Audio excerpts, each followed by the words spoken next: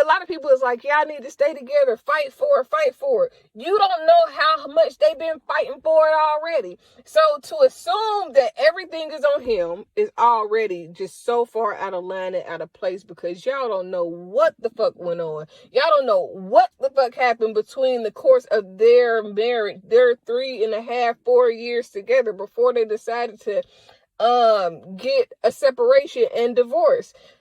Y'all don't know what happened. So for y'all to assume that because he made that post and he said marriages and families are under attack, and he always asks himself the question, how do you be what you've never been before, what you've never seen before, what was never displayed on you, that it has to be him, man, I'm disappointed in a whole lot of motherfuckers that I had respect for. Simply because how you assume that he's at fault for their marriage falling apart. First off, did you blame who did you blame when her previous friendship fell apart? Did you blame somebody then? Was you looking to blame? Because nobody is to blame. How about some people just aren't meant to be? How about some people take it in their own mind, in their own hands, to come up with a plan without discussing it with God specifically?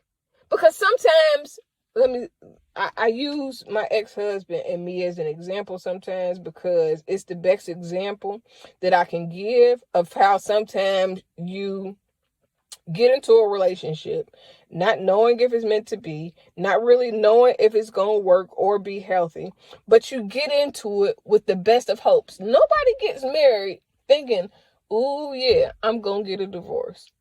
And he better hope that they got them, if she didn't sign the prenup, that wherever they decide to file their divorce at, there isn't a clause that say, or there is a clause that say you got to be married for so many years before you have to split everything.